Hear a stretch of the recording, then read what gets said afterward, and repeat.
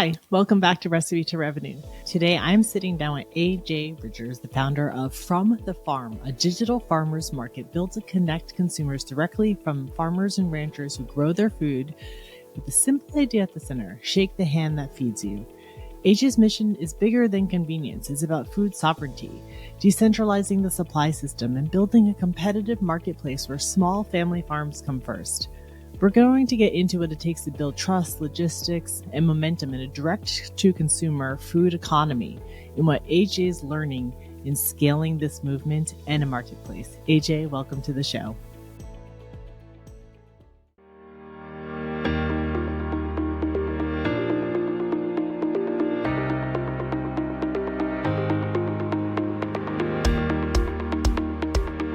AJ, thank you so much for joining me on Recipe to Revenue. It's so great to have you here today. Yeah, thanks for having me, Leah. I appreciate it. And so I'm really excited to have you tell your story about From the Farm. So I was really intrigued by this concept. And why don't you first, for those who aren't familiar with it, share what the concept is? From the Farm's concept is a hub and spoke model with the focus of serving the consumer and the producer first. So that's the center of our ecosystem. The entire concept is built around what actually serves the farmers and ranchers in a marketplace that has not put their needs first for a few decades, which is why we have such low farm and ranch numbers in our country. Yeah. And so we kind of had to rethink the entire ecosystem and build an ecosystem that could function while putting their needs first. So consumers go to fromthefarm.org. It's almost like an Airbnb or an Etsy of farmed products. And so they go on there, sign up, put their location in, and then the software helps them find the closest farm or ranch to them with the products they're looking for, so that we can reduce shipping costs and help them connect with, shake the hand that feeds them, is what we say. Yeah, I love that. So really, putting forward this, local first, movement, Yeah. and into the marketplace. So tell us, kind of how did this idea start? Because you are, you have a background in this, but a different side of it. Yeah.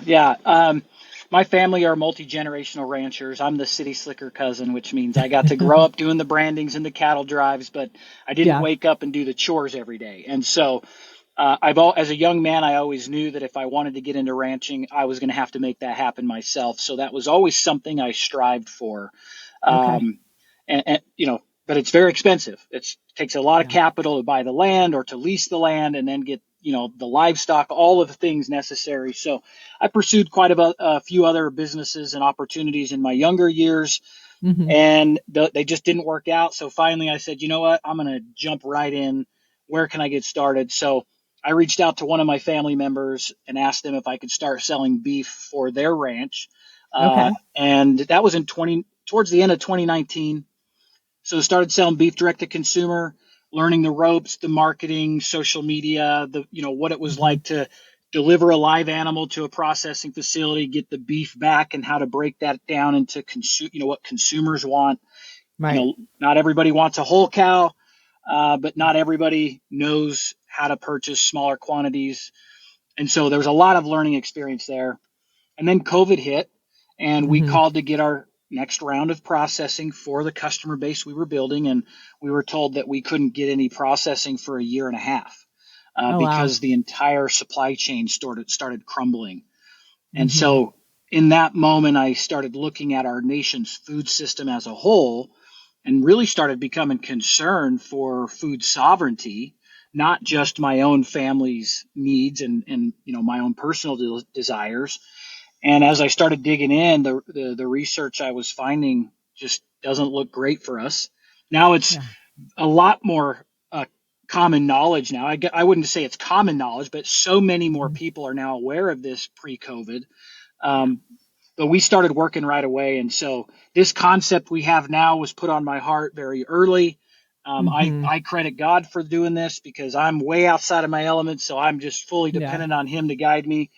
But we need to cut out all the middlemen or as many middlemen as possible, consolidate those input costs down so that the producers can keep that retail dollar and the small processing facilities that we used to have in all of our communities throughout the country. So Yeah. relocalizing or either local or regional. In some cases, local isn't going to ever be big enough. Like if you're in Hmm. Phoenix, Arizona, it's a desert. You're not running enough Yeah. cattle to feed the population of Phoenix. So there's some regional needs there, but regional is way better than national, where beef is traveling 2 to 3,000 miles back and forth across the country from cow calf producers in the west to, cow calf is people that raise mama and baby cows.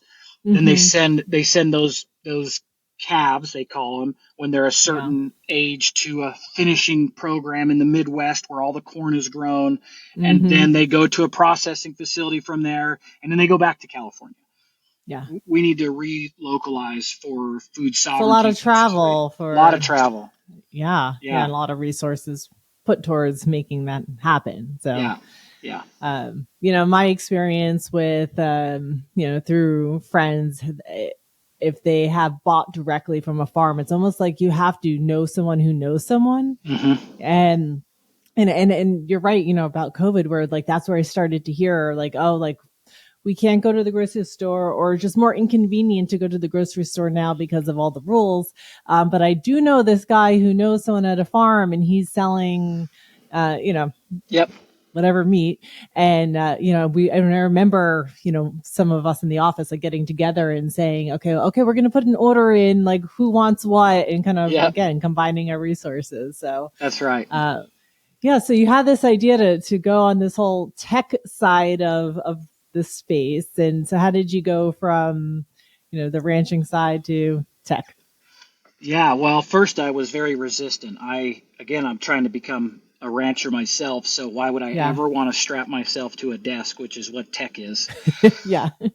But as I was looking around, nobody had at that time that I could find was doing what was necessary for our nation. See, my Yeah. inherent driving factor is long-term stability for Yeah. my kids and my neighbors' kids and their grandkids, like the Hmm. long-term future of America. So what AJ wants personally needs to take a seat in the back, Yeah. and I need to step in because because I have this, because I grew up around multi-generational producers, and then I Hmm. also lived in the city. I have a unique ability to communicate to both urban and rural where the disconnect Yeah. is, right? Like you Sure. and your friends. If I don't know somebody, where am I going to go? And on the rural side, the job of farming and ranching is so time consuming and busy. The last place they want to be is on tech or on social media. Yeah. Now, there's a rise in that out of necessity, Sure. Instagram and stuff for people to promote their own beef, but they don't necessarily want to be there. They're taking that on because they need it. And so tech became, we call it marrying the wisdom of the past with the technology of the future, because Hmm. we do have technology now that, if put together the right way, could simplify all of those challenges that farmers and ranchers face, as well as the consumer, and bring those two groups together, Yeah. very eloquently. Just like what Airbnb did with short-term rentals. If you Hmm. left the Airbnb short-term rental market up to individual entrepreneurs, it would not be the industry it is, because they would have to do the legal compliance on their own. They would have to do the marketing on their Hmm. own. Just one home. If you had your own Yeah. house, imagine all of Sure. the things you would have to do to rent that out. If we apply those same principles in technology to connecting consumers with farmers and ranchers, then I think there's a very big opportunity to pave the way for a more stable food system, and Yeah. incentivize more people there's so many people who their social media feeds are now full of families that have left the city and gone to homestead. Yeah. If we can build a path for revenue where, Hmm. they don't think they can leave because there's no revenue for them to do that as an operation. If all of a sudden millions of consumers are buying from the farm, that person in the cubicle is going to get an elbow from their, neighbor next door and be like, hey, did you see this place needs more food? Like, if you moved Yeah. out like you want to do, you just have to have the product, and there's a demand. So those are Yeah. the opportunities that we see. Yeah. Yeah. And that's a huge opportunity. Everything from food safety. There's so many issues now. Every day it feels like, oh, don't eat bagged salad. Yeah. Don't eat this. Like, but even all the trouble that we went through with eggs the last couple of years of how expensive eggs would get. And then, just organically, you would see a lot of conversations on like Facebook groups about who, do you know where you can get eggs from? Who has chickens that, I can Yep. buy some eggs from. So yeah, I think there definitely is a need. So, how does trust play into this, both on the consumer side and on the farmer side? Trust is huge. Trust is probably one of our bigger challenges getting producers on, because Mm-hmm. other technologies have come before us, other concepts and ideas that didn't work out. And when you're talking about a 70-year history of people that have been told one thing and then not had that group deliver, they're very closed off. So building trust amongst our producers is not our challenge, because we are trustworthy, but having them Mm-hmm. understand we're not like anybody else. Yeah. We've actually built this model in a way that the farmer keeps 100% of the retail dollar. So we don't make a commission off of the Mm, sale of food. That way, any work we're doing, they benefit 100% from it. yeah.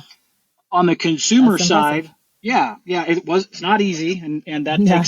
that actually takes us being involved in a lot more aspects than probably we should, but the whole Mm-hmm. ecosystem as a whole, just like I said with Airbnb, that all of those components have to work Right. or it won't matter. So that's a big deal for us, to build trust with them and for them to know that we come from the same background. We are Mm-hmm. farmers, we are ranchers, or we have immediate family that are. So we understand the challenges they're going through. On the Yeah. consumer side, consumers don't trust labels anymore because they've been lied to. And so building Mm-hmm. technology in a way that has, you know, transparency and clarity on what they're buying will go a long way to build that trust. And if I can connect you, Leah, right with your farmer, and you can ask them the things that matter to you, Mm-hmm. now you're not trusting a corporate label that's greenwashing it just to sell you more Right. product. So there's a lot more trust that we can build with the consumers as well through this model. Oh yeah. The potential in that in and of itself is enormous. Just, what are you using to, if you're using pesticides Yeah, or, you know, uh, yeah, really, yeah, you can build that, nutritional knowledge that people feel that they're missing, like you mentioned with labels. Just I feel like it's just coming to light sometimes, like, oh, what does that word actually mean? Oh, yes, that's this other thing that is now called this, but I don't want that in my body. yeah, I yeah. didn't want it when it was called the other thing either. Yeah, So like certified organic is a good example, right? Certified organic mhm. has been greenwashed in many cases because the big Yeah. corporations got involved. Early on, it was the rogue farmers that were like, "Nope, I'm not using chemicals." Well, Yeah. then the marketing value of certified organic became so large that the big players got involved, lobbied Hmm. and manipulated what could be actually used to still pass muster as a Yeah. certified organic product. So now when I talk to the old timers who are in their 60s, 70s, and 80s that started the certified organic movement, Hmm. they've all pulled out of those certifications because they saw that they were being greenwashed, and certified organic in many cases no longer means what it meant. And Yeah. so Yeah. now they're like, well, now we're beyond organic, right? Because they've had Yeah. to explain even further. So that's the challenges the consumers are dealing with, is like, what's actually real anymore, or who's been Hmm. lobbying to be able to fool me. Yeah, so true. I just saw a CPG owner on LinkedIn the other day talking about this very topic about, should her brand go certified organic or not? And there was this very interesting debate back and forth about who's doing it, who's not doing it, and why. And I Yep. think her end consensus may have been that she was not going to pursue the certification. So Yeah. right on point there. Um, so you have a monumental task in front of you to get the farms to sign on board, to trust you in doing that. What are some steps that you're taking to build your network? We do a lot of speaking engagements. We use social media a lot. I hate being on social media as much as any other, Yeah, person that hates being on social media, but especially sure. producers. But in my head, I do it and I say, I'm doing this so they don't have to. Ultimately, Yeah. that's the long term goal, right? If I do Yeah. this and can bring the exposure and the attention, then they don't have to. We're also working on policy. So I've been Mm-hmm. fortunate enough through my work to get connected with people in the top of leadership in Washington D.C. Mm-hmm. I'm not the expert, and I'm very clear to tell people I don't claim to be an expert.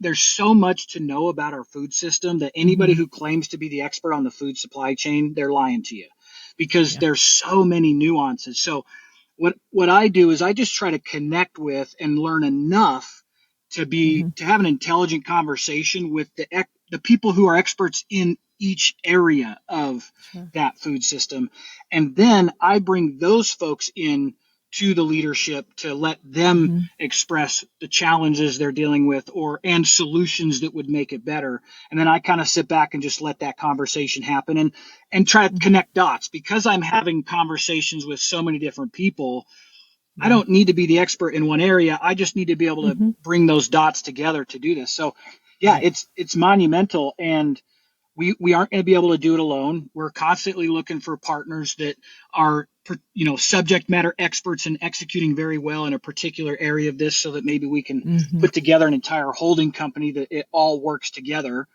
Mm-hmm. Um, because it's huge. I mean, you're talking about trying to take a locomotive that's going one direction, which is our food system. A Yeah. locomotive takes a long time to stop, and it's got to stop and go the other direction. And Yeah. that ain't going to be overnight. One administration isn't going to fix it. Um, Mm-hmm.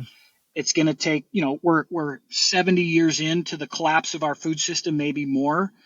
Mm-hmm. I think we could turn it around in a much shorter amount of time with technology and new knowledge, Yeah. but we're still For talking sure. 20 years minimum. Right. So, So besides the labeling that you just mentioned, what do you think are some of the biggest challenges that we have with our food system today? um, consumer education Mm-hmm. and consumer buy-in that if our behaviors don't change, like consumers inform companies on how to do things.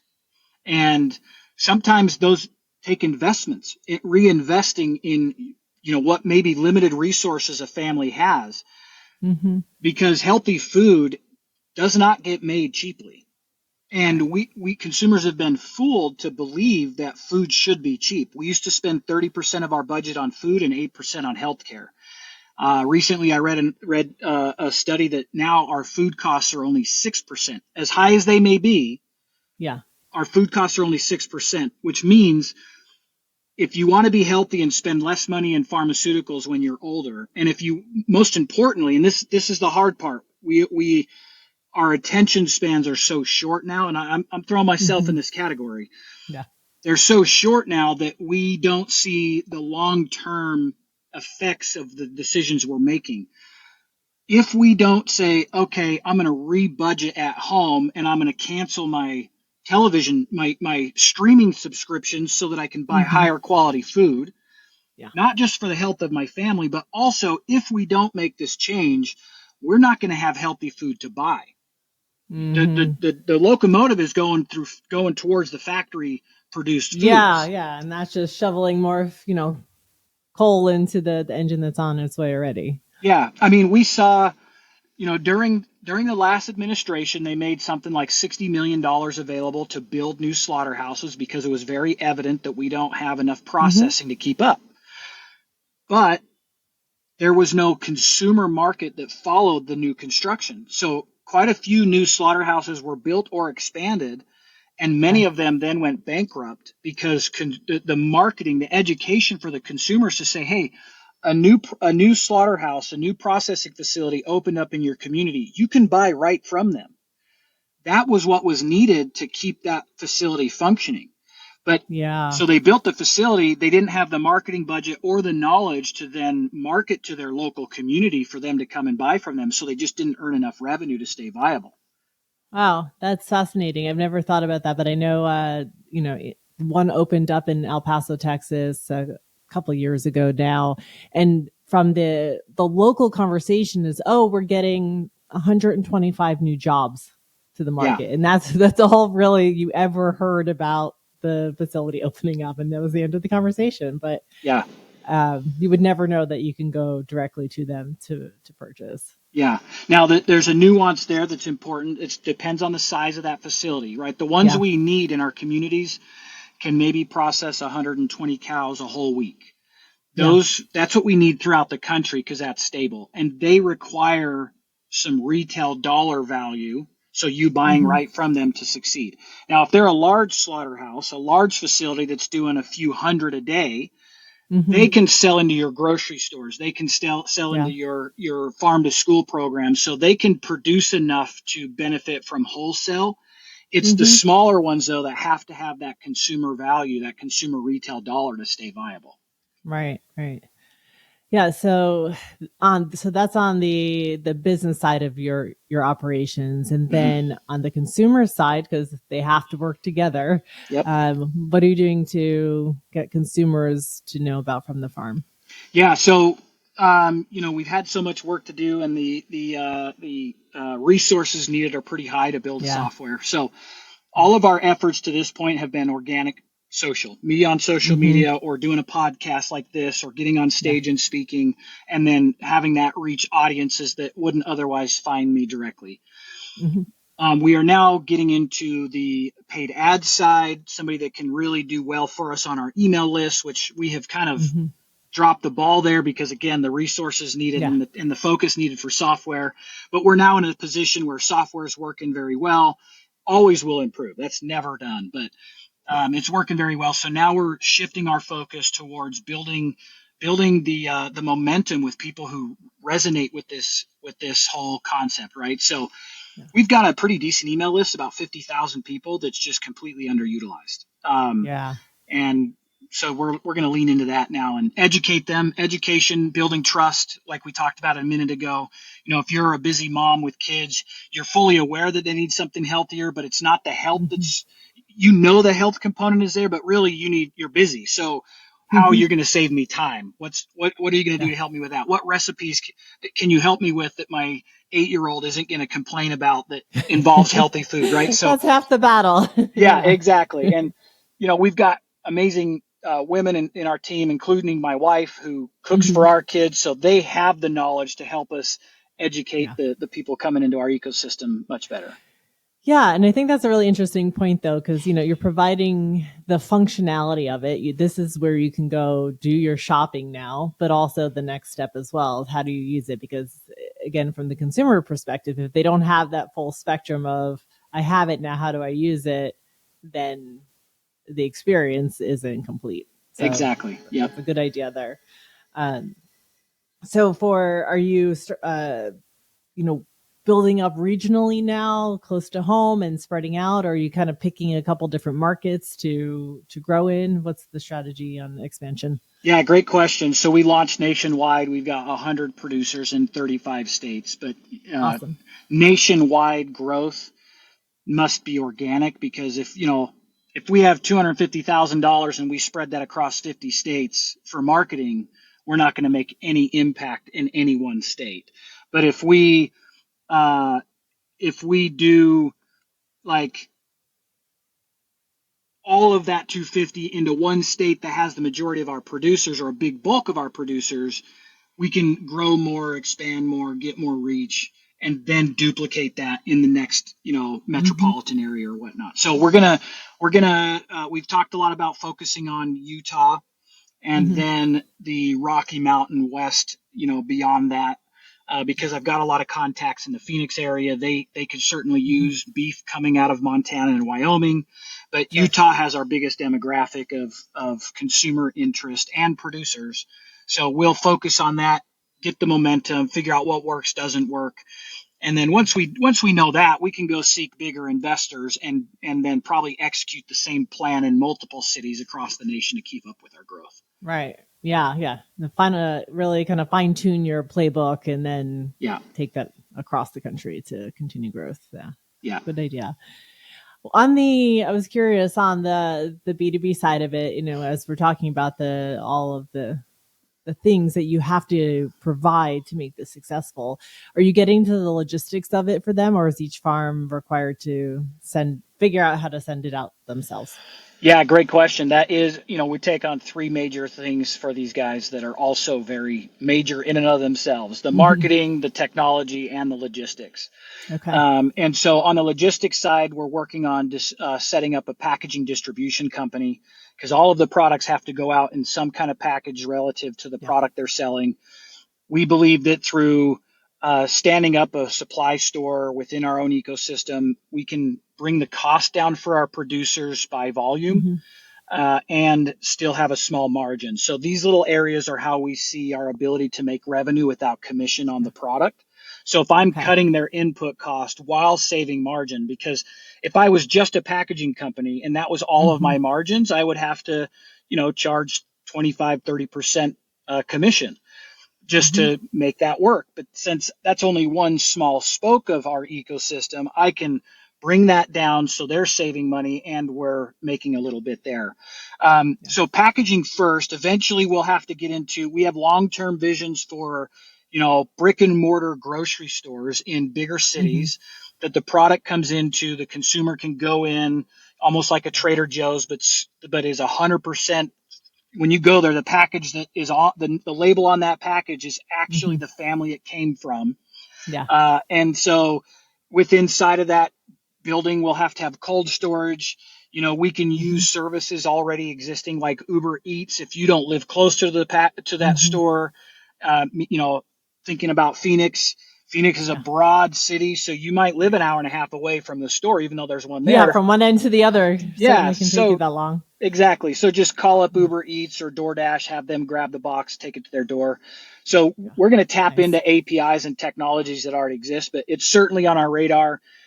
Truthfully, I'm not going to take that on. This is one of those collaborations I was mentioning earlier. Hmm. We want to have the structure and the vision and the pathway, but then team up with somebody who's already really good at that aspect of it, and maybe Yeah. bring them into that holding company so that they can execute. You know, we again, God called me to do this. It was never a calling that we need to do it all ourselves. That's very Hmm. egotistical, but it's about finding values aligned people that are Sure. mission driven, that know that in order for us to stop that locomotive and to go the other direction, um, we have to be, I don't know, ethical. We have to understand Hmm. the greater vision of serving our communities and our people, not ourselves. Right. Yes, I love that. And it's going to take the passion and dedication of multiple people who have different areas of expertise and 100%. thoughts to really to drive this home, whether they are coming from, the East Coast or far West Coast or something, they have those local nuances of how their market works that I'm sure will Yep. be beneficial, and then industry experience. So, Exactly. Yeah. yeah. Oh, that's fantastic. Yeah, what else should we know about from the farm? From the farm, you can find us in our mission on a lot of different platforms. We've got a YouTube channel with podcasts that we interview farmers and ranchers and other people in the industry to help people understand the food system as a whole. I would say an invitation for consumers is just consider the most important thing that you need to do as a human being is feed the body. Hmm. And so we should invest some of our time knowing the where the food comes from to do that, right? It's every living organism, their number one priority is food. And it wasn't long ago where you spent most of your summer months preparing for winter just to feed yourself. Right. And so it's an invitation for people to get reconnected with that. I know there's so many inputs and things that everybody's getting their attention drawn from, but I really just invite people to get really familiar with where their food comes from. Yeah. And then the other thing is, I don't work for the administration, but what I am seeing them do is actually the long-term strategy. And sometimes people are, I mean, we're impatient. We Hmm. see things crumble and we want to see things turned overnight, go this Yeah. direction right now. I'm really pissed and you're not doing a good job if you don't do that for me right this second. That's just not reasonable. It takes Right. time. And having been an outspoken critic of even this current administration when it first got going, but then Hmm. having had the opportunity to be in these meetings in DC with the experts, with the actual family farmers and ranchers, Yeah. they're kind of my BS meter. I take them Yeah. because they know they've been dealing with this on a personal basis and I haven't. So I Hmm. tell them when we go in these meetings, you're the BS meter. If we leave and you don't feel like they actually listen to you or care, tell me because I want to know so I can, push back. Sure. They're not leaving those meetings feeling anything other than like, okay, we're actually being heard for the first time. Now, words and execution matter, but Yep. in my opinion, what Secretary Rollins and Secretary Kennedy are doing Hmm. uh, to get the foundation in a place where they need to drive it forward the next 3 years is in the right direction. And Yeah. everybody picks apart every little announcement they make, but if you take a step back, the things they're doing, I mean, they just announced regenerative agriculture on a national stage. Hmm. 5 years ago, everybody was begging for that sort of recognition of regenerative agriculture. And now it was announced at a very high level from the Secretary of USDA, from the Secretary of HHS, that this is the path forward for healthier soil, healthier forage, healthier animals, healthier humans. That's the order Hmm. of operations, but it starts with the soil. Yeah. And then you have people pick it apart like, well, that's not good enough. And I'm like, they're just getting started, people. Like, give it a Yeah, second. we gotta literally building from the ground up, literally Exactly, soil up. literally. Wow. Yep. So So have yeah, some patience. Don't take your eye yeah, off the ball. We yeah. their accountability is required. So I'm not Hmm. saying just to sit back and say, okay, they got it, but just know that these early announcements, they're just the foundation of Yeah, more to come. And look, I'll be the first to eat crow pie if in 2.5 more years nothing changes. But I just don't feel that from them. I think these are God fearing yeah. people that came in because Hmm. they saw major challenges the last 5 years. Uh, Hmm. you know, Secretary Rollins is not looking for a job with one of the big four when she's done. That's the Hmm. key difference. You get these people in these leadership positions that are there just to further their career so Yeah, that when as they're a out of stepping that stone. role, they get hired for a cushy 6-figure job. She's not Yeah, doing that. And neither is yeah, Secretary Kennedy. So, yeah. Yeah, so be patient. And as a consumer, certainly they could start by supporting from the farm and seeing if there's a farm in their area. Any other recommendations of where else people can start today? local farmers markets, I mean, those are always great depending on, some places are weather dependent. Hmm. But a local farmers market's a great place to meet your producer. Um, And if you know somebody that's farming or ranching, send them our way. We'd love to get them on the Yeah, platform and help them connect with more consumers, and really just asking people to help us spread the message. While yeah, while I make this stance for the current administration, I also know that we don't control who's the next president or the president right. after. Sure. This This is this a is a long term game here. Yeah, and from the farm is a movement by and for the people. So regardless Yeah. of who's in office, if we build Hmm. this parallel economy that's outside of any big corporation or federal control, the Hmm. consumers can choose where they buy their food from and Right. connect right with their local source. Yeah. So if you care about what you're putting into your body, what you're putting into your family's body, and you're going to the farmer's market now, tell them Yeah, to go check out From the Farm and get signed up with you. yeah, absolutely. Yeah. So I have one more question before we wrap up today. And I ask all of our guests this, and I'm curious to hear, AJ, what is your thoughts on what has been your recipe to revenue? Oh man, I'm still mixing spices to see what that what that recipe turns out to Yeah. be. Um, if I had to sum it up, I would say being of service first. Hmm. Um, it's not easy, but I think that the quality of life we'll have as people when we do figure out how to go, because we've maintained our integrity and didn't sell out the vision for a Yeah. quick dollar. So recipe to revenue is just being of service first, and then having faith that God's going to bring the right people into our lives to help make this work. And when that Yeah. happens, then I'll be able to sleep at night knowing that our farmers and ranchers are sleeping at night and that our neighbors have food to buy from. Yeah. Fantastic. I love that one.